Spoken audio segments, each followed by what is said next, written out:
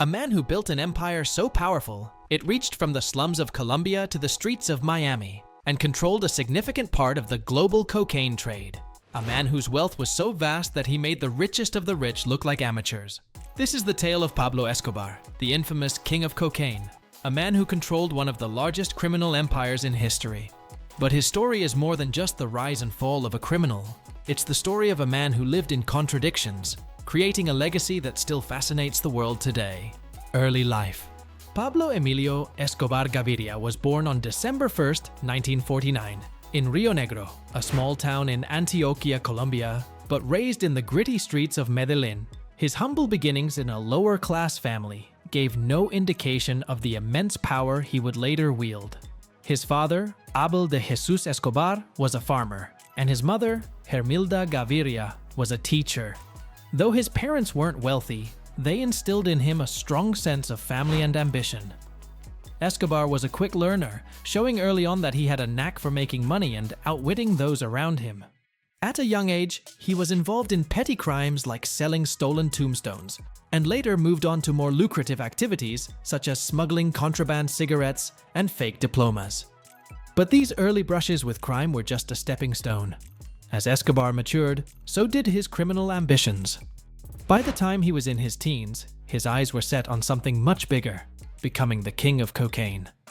He would go on to dominate the international drug trade, making millions and later billions with his deadly business. His beginnings may have been humble, but they would set the stage for a story of greed, power, and violence that would shake Colombia to its core. The rise of the Medellín Cartel. The 1970s were a turning point for Escobar. With the booming demand for cocaine in the United States, Escobar and his allies saw an opportunity to create an empire. He joined forces with other criminals like the Ochoa brothers, Carlos Leder, and Jorge Luis Ochoa to form the Medellín Cartel. The cartel quickly became the most powerful drug trafficking organization in Colombia.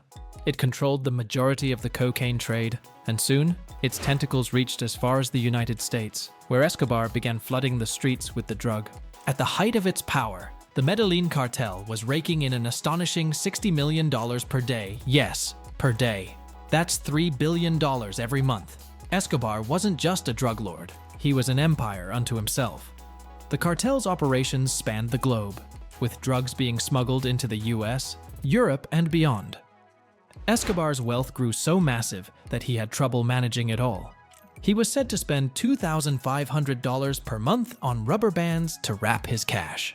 His empire wasn't just about making money, it was about creating an image of dominance. Escobar wanted to be seen as untouchable, and his methods of control included bribing police, judges, and politicians. No one was safe from his influence. He even famously said, "Plata o plomo silver," or lead meaning, take the bribe or face death. The Robin Hood persona. Despite being a ruthless drug lord, Escobar's public image was carefully crafted to paint him as a man of the people. He built schools, hospitals, and even soccer fields for the poor in Medellín, positioning himself as a benefactor who cared for his community.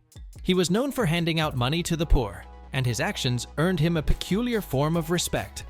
In fact, many poor Colombians saw him as a hero, someone who had given them opportunities and resources they never had before. But make no mistake, this was all part of Escobar's strategy.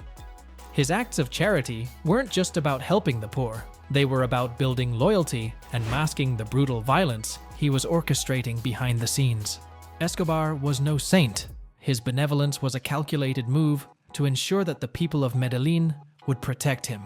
While he built his empire on the backs of the poor, he simultaneously built a fortress around his operation.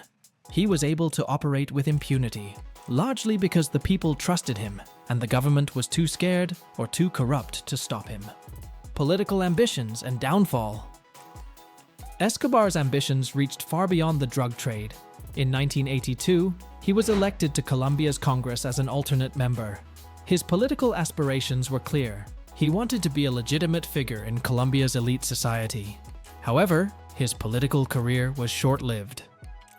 By 1984, Escobar was forced to resign due to mounting pressure surrounding his criminal activities. Escobar's power began to unravel when the Colombian government, along with US authorities, started taking a more aggressive stance toward drug cartels. The US pushed for the extradition of drug lords to face charges in America, and Escobar was determined not to let that happen. In response, he declared war on the Colombian government, and the violence escalated to new heights. It wasn't just a battle between cartels and the state, it became a full-scale war. Car bombings, assassinations, and targeted attacks on public officials became daily occurrences. The fall of the Medellín cartel. By the early 1990s, Escobar's empire began to crumble. In 1991, facing increasing pressure, Escobar made a controversial deal with the Colombian government. He would surrender to authorities, but only if he could serve his time in a self-built prison known as La Catedral. This prison was no ordinary jail. It was a luxury facility complete with a nightclub, a jacuzzi, and a private soccer field. For a while, it seemed like Escobar was untouchable once again. But as the authorities soon discovered, Escobar was still running his criminal empire from within the prison walls, ordering hits and managing cartel operations. Escobar's comfortable life in La Catedral came to an end when the government tried to move him to a more secure facility. In response, Escobar escaped, marking the start of his final days on the run. The endgame. Escobar's last days were spent on the run, evading both Colombian authorities and the US government, who had launched a massive manhunt to capture him. But after months of evading capture, the chase came to a dramatic conclusion. On December 2nd, 1993, just one day after his 44th birthday, Escobar was cornered by Colombian police in the rooftops of a Medellín neighborhood. He was killed in a shootout, and his reign of terror came to an end. Escobar's death marked the collapse of the Medellín cartel, but it also left a void in Colombia.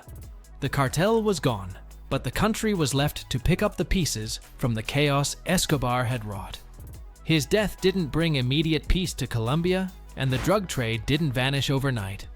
Legacy and ongoing fascination. Escobar's legacy is a complex one. He remains a symbol of both power and destruction.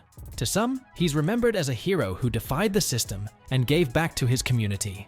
To others, he is a villain who brought unimaginable violence and suffering to his country. His life and death have inspired numerous books, documentaries, and even Netflix series, keeping his name alive for generations. Perhaps the most bizarre aspect of Escobar's legacy is the story of the hippos he imported to his private zoo.